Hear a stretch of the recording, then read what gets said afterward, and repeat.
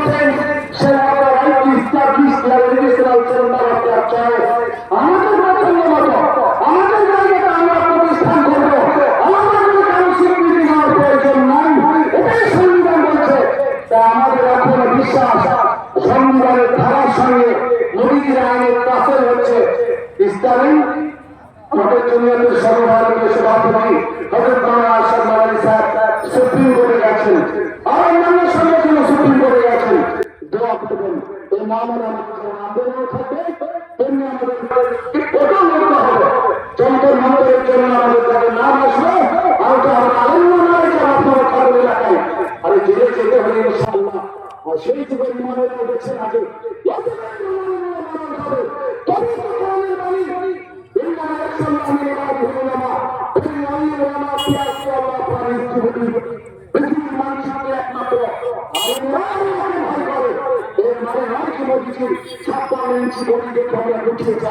আমাদের দেশে সংবিধান রয়েছে, আইন রয়েছে,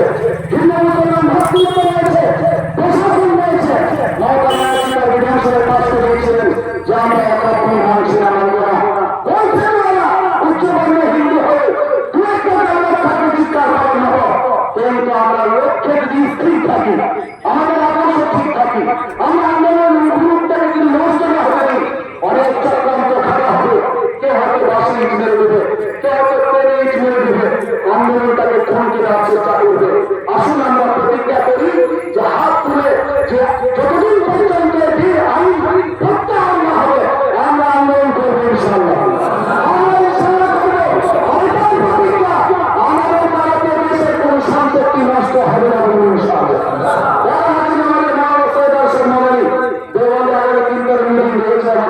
পশ্চিমবঙ্গ থেকে 4 জনের যাওয়ার ব্যাপার আমাদের হিসেবে দেখবো, কিন্তু এখন যেটা আমার রহস্য এসেছে যে পৌরবাড়ি পর্যন্ত আন্দোলন কোথাও না কোথাও হতেই থাকবে, কিন্তু সেটা অ্যাগ্রেসিভ হবে না, সেটা কি দুর্বল হবে না, আমরা জোর করে বাঁচতে পারবো না, তাদের গাড়িকে আক্রমণ করবো না, পুলিশের গায়ে হাত দিব না।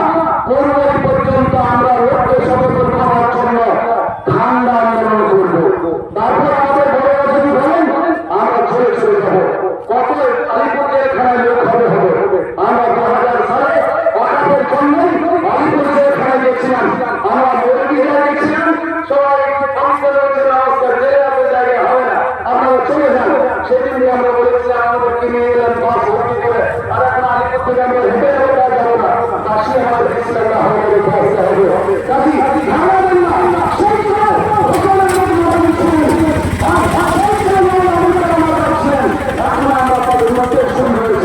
আপনারা ইনশাআল্লাহ সাথ দিবেন। আমার কাছে কান্দন দোয়া করবেন আল্লাহ আমাদের মা বোনদের ইনশাআল্লাহ সেই কবরস্থান দিয়ে বললে আজ আমরা যে কবরস্থানে চিন্তা করে রেখেছি আমরা সেখানে গেলে চোখের পানি আসে, সেটা তোমরা কেউ নিতে চান এই সঙ্গে কোনো আদর্শ হবে না।